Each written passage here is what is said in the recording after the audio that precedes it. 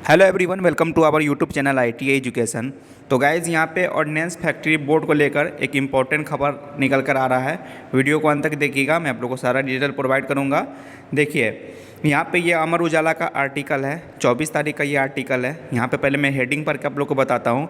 प्रधानमंत्री के पोस्टर पर बवाल, 220 वर्ष पुराने आयुध कारखानों को 7 कंपनी बनाकर देश को समर्पित करेगा रक्षा उत्पादन विभाग।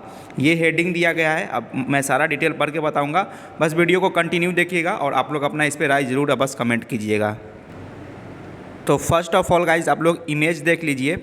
ये इमेज यहाँ पे मिनिस्ट्री ऑफ डिफेंस की तरफ से जारी किया गया है और यहाँ पे देख पा रहे होंगे, dedicating 7 defence companies to the nation to further self reliance. यहाँ पे देख पा रहे होंगे 1 अक्टूबर 2021 को माननीय प्रधानमंत्री श्री नरेंद्र मोदी जी के द्वारा यहाँ पे ये सौंपा जाएगा नेशन को, और ये पोस्टर है, इसी पे यहाँ पे सारा मतलब कि ये न्यूज आ रहा है। अब मैं आप लोगों को विस्तार पूर्वक समझाता हूं। तो देखिए, रक्षा मंत्रालय के तहत आने वाले रक्षा उत्पादन विभाग द्वारा जारी विज्ञापन ने बवाल मचा दिया है। इस विज्ञापन पर प्रधानमंत्री नरेंद्र मोदी का फोटो छपा है। उसमें लिखा है कि 1 अक्टूबर को 7 नई डिफेंस कंपनी राष्ट्र को समर्पित की जाएगी। अखिल भारतीय रक्षा महासंघ AIDF के महासचिव श्री कुमार ने कहा कि ये तो सरासर धोखा है। ये 7 कंपनियां नई नहीं है, बल्कि 120 साल से लेकर 220 साल के पुराने 41 आयुध कारखाने हैं। रक्षा उत्पादन विभाग यह भूल गया कि इन कारखानों में आज भी 76,000 कर्मचारी काम कर रहे हैं।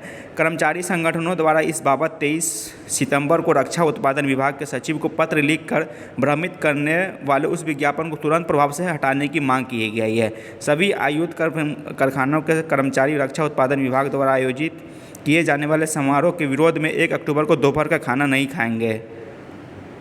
नेक्स्ट आर्टिकल है, विदेशी हथियार निर्माता खुश। अखिल भारतीय रक्षा कर्मचारी महासंघ के महासचिव श्री कुमार ने बताया कि देश में इससे ज़्यादा शर्मनाक की स्थिति और क्या हो सकती है। राष्ट्र धरोहर 220 साल पुराने आयुध कारखानों को एक ही पल में भुला दिया गया। रक्षा उत्पादन विभाग को यह भी याद नहीं रहा कि ये वही कारखाने हैं जिन्होंने भारतीय सेना को पाकिस्तान के समय हुए युद्ध, बांग्लादेश लिबरेशन वार, कारगिल की लड़ाई और लद्दाख जैसी झड़पों में साजो सामान की सप्लाई किया था।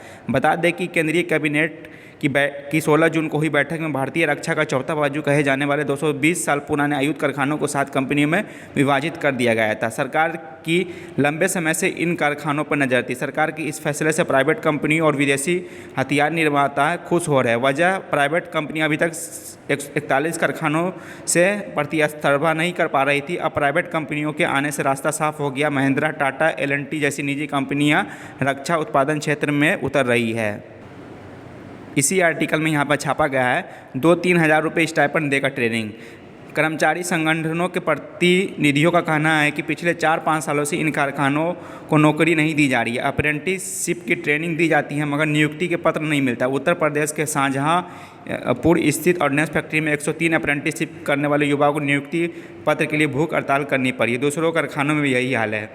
युवाओं को 2-3 हज़ार रुपये स्टाइपेंड देकर ट्रेनिंग कराई जाती है, लेकिन उन्हें भर्ती नहीं किया जा रहा है। केंद्र सरकार ने कोरोना काल की आड़ में 220 साल पुराने कारखानों को 7 कॉरपोरेशन में तब्दील कर दिया। पूर्व रक्षा मंत्री मनोहर पर्रिकर इस तरह के सौदे के खिलाफ थे। वे आयुध कारखानों के मौजूदा स्वरूप को ही आगे बढ़ाना चाहते थे। इन कारखानों के पास जो 2 करोड़ की ज़मीन है उस पर सरकार की करीबी लोगों की नज़र है। सरकार अपने चहेते उद्योगपतियों को यह ज़मीन कौड़ियों के भाव से दिलाने के लिए प्रयासरत है। बहुत से कारखाने ऐसे हैं जिसके लिए किसानों और आदिवासियों ने अपनी ज़मीन दान में अपनी ज़मीन दे दी है। आयुध निर्माण को कंपनी में बदलना सरासर गलत है। रक्षा क्षेत्र के इसके विपरीत परिणाम देखने को मिलेंगे। ओवरऑल जो डिपार्टमेंट 7 कंपनी बनाया गया उसको 1 तारीख को राष्ट्र को समर्पित कर दिया जाएगा।